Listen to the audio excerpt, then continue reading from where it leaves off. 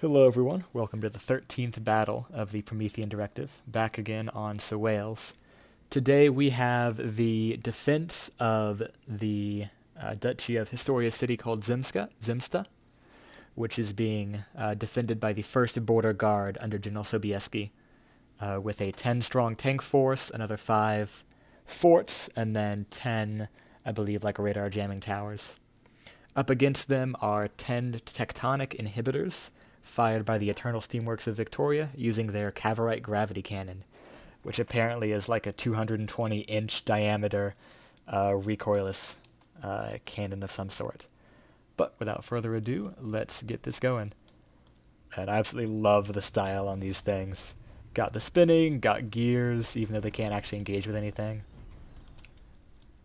We've got, I mean, there could be planetary gears in there or something like that. But these are your textbook evil villain drill devices you'd see in like The Incredibles or something, or a James Bond movie. We'll see if they survive the absolute spam of anti-aircraft fire coming in against them.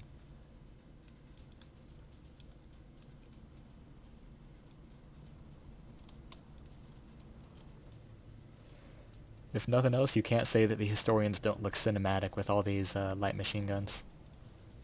And I'm very thankful that we're not in degraded mode, because that would make this significantly less aesthetic. But we'll see if we can get there before the end of the day.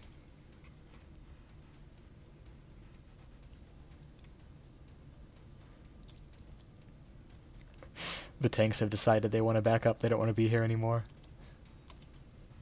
Run away! These things are pretty resilient to those light machine guns. Bop.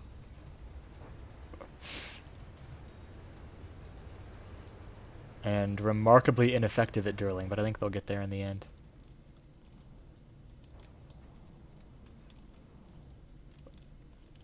Ooh, now that they're on the ground, though, these things are taking a lot more fire. And that tank got wrecked.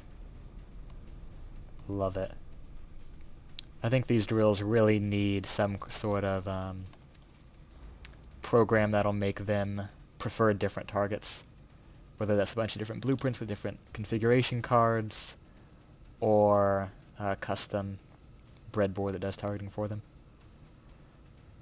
Because they're probably doing as much damage to each other as they are receiving damage.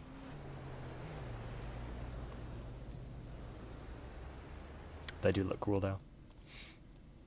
Even as absolutely clowning on each other.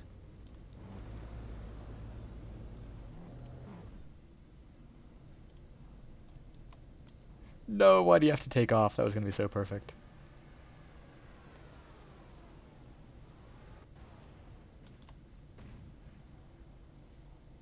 At this point, only a few of the projectiles left. We'll see if they manage to not claim any more kills.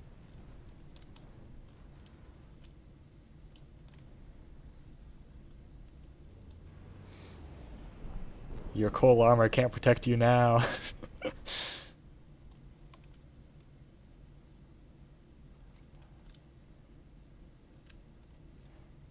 Fire really does make From the Depths so much more cinematic.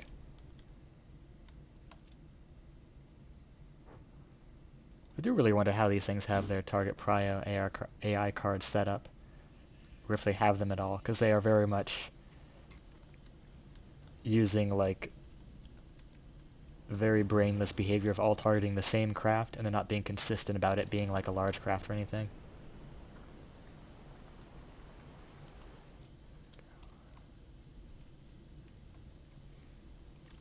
They don't take too much damage, though. Either they're good at dodging, or these machine guns just don't do much damage. Probably the latter, because these things I know are tiny. Yeah, probably just a couple belt feds.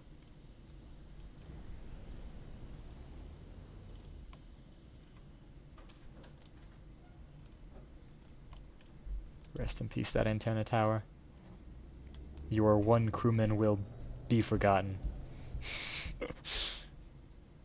Ooh. That's why you gotta coat these things completely in rubber. Or else either the ground will kill them or they'll kill each other. Is this guy going back for another pass, or just decide he's done with the battle? another pass, it would seem.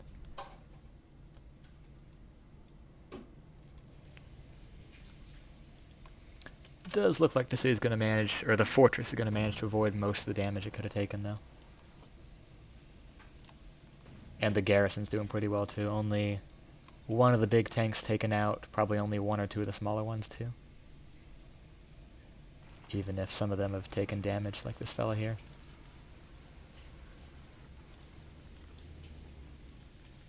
Love the winged hussar wings. I know there's a name for those, but I don't remember it.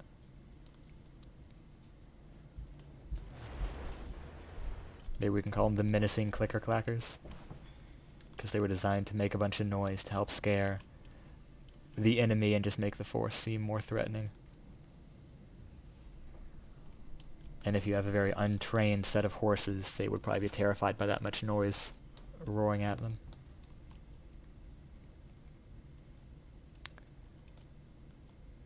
One of the main reasons I wanted to run this project is because I just have so much historical knowledge from all over the place, and there's really no way to apply that except in like a war game, or just debating history with friends on the internet. But the war game is much more interesting. Not that 18th century, or even earlier actually, probably 15th or 16th century cavalry tactic going to have much bearing on how this battle would go. Or any others for that matter. But knowing stuff about like World War II and nuclear weapons does help with simulating these kind of things. Bonk. Even if some of the tech is more sci-fi than others.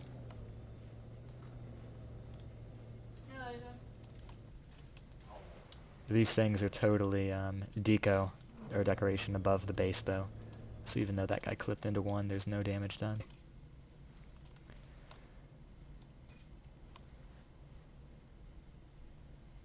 Just looks like 2 of these guys left.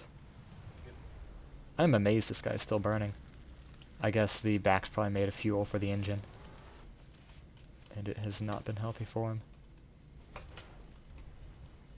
This guy's taking damage slowly.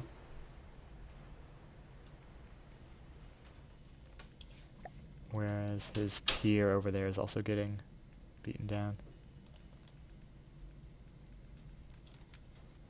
This guy just got under 50%.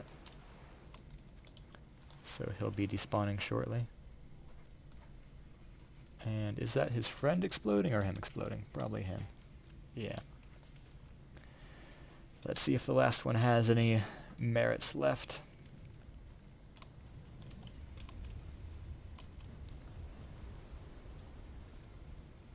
Just taken off. The enemies of Poland can into space, it would appear. Whee!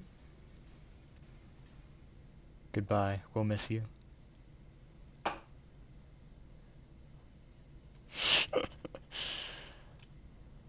Alrighty, this guy's pretty clearly damaged beyond capability, although it is taking damage. We'll see if these guys can shoot it down before we hit the ground, then good stuff. If not, then we can just call the battle there. I guess this thing actually does have ion engines, is how it's powered, so it could actually make it into space. If it had the sufficient power for that anyways, I don't know if it does. These things might even be battery powered. Alright, it's clearly not gonna do any more damage and not gonna get much of anywhere either, so we'll call the battle here. There's the tally if you want to look at it. But I'll get it probably off the strategic map and then update Historia's and Victoria's spreadsheets with this. Thank you all for watching this attempted evil villain scheme. Yep, and I'll see y'all in the next battle.